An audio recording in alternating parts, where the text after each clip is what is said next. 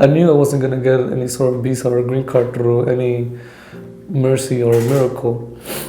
I knew the last thing I had was education. And that's why I decided to stay.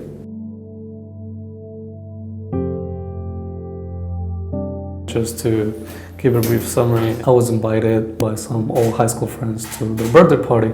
And on our way back, we went through Otay Lakes Road, and we were supposed to turn back into Otay Lakes. Nonetheless, we proceeded to go straight. While we were losing signal, we noticed that there was a checkpoint on the other side. And then the officer proceeded to ask my girlfriend what was her citizenship. She's American, so she said, I'm a US citizen. Then he proceeded to ask me for my citizenship. Unfortunately, I'm not a US citizen yet, so I told him, I cooperated. I told him I'm a national of Colombia, but I have citizenship from Ecuador, and I'm an undocumented student at UC Berkeley. I rolled out the window, and he proceeded to say, well, you came under a visa, which was true, and it expired, therefore making you undocumented. Do you know what that means? I was like, yes, I can be deported. I can be detained and I can be deported because unfortunately I haven't been able to fix my status yet. And he said, well, yes, you're under arrest, get out of the car. And I just told my girlfriend it's gonna be okay. We're gonna cooperate. There's no major reason for them to hold me more than a week, I told her. And unfortunately that didn't turn out to be true because I've been in detention currently for 14 to 16 days, I believe, and the first 4 days were horrible under Border Patrol custody. They're very unprofessional, very immature, and no matter whether you have a criminal record or not, they treat you as you're a terrorist. I was born in Colombia, and maybe around a week I went back to Ecuador because my dad is origin from Ecuador, and I was raised there for a little bit until my mom decided to brought me here to the United States. I didn't find out until sophomore year of high school. She had breast cancer, so that was her motivation, on top of the fact that I like the US. Because when I was a kid in Ecuador, I didn't know what to do. They don't advertise higher education as much as in this country, so I was very motivated over there to continue my education, despite the fact that I like learning a lot. I love learning. Then as soon as I got here, after my first year of middle school, I knew what I wanted to do.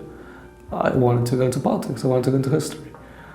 So that was, the sign to my mom that she made the right choice.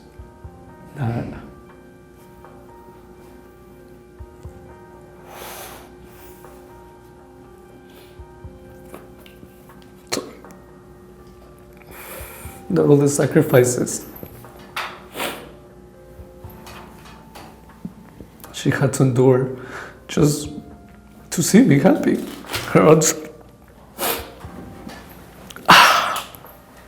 And of course, I was a kid. I didn't know she had cancer until sophomore year of high school. She went through it alone.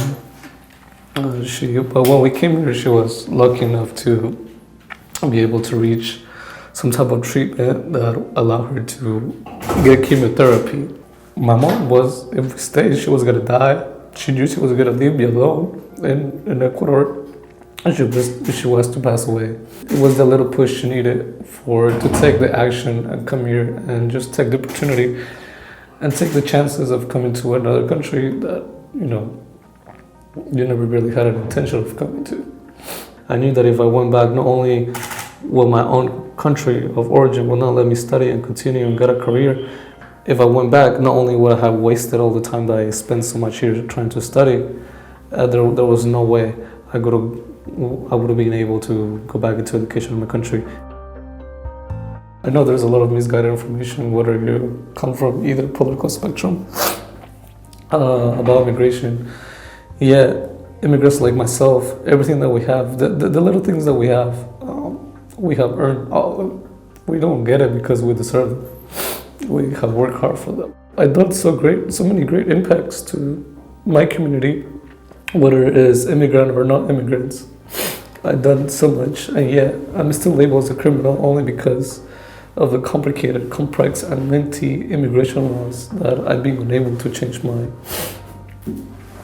legal status yet. I love this country, despite of everything, the discrimination, labeling, etc., etc. I'm grateful to this country for all the opportunities that have granted to me. I love it so much that I have always wanted to serve, be a part of the military, and serve the country, just so I could pay back for all the opportunities that they have given me, not just to me, but my mom. Technically, this country gave my mom a second life, because if we stay in Ecuador, she was gonna die.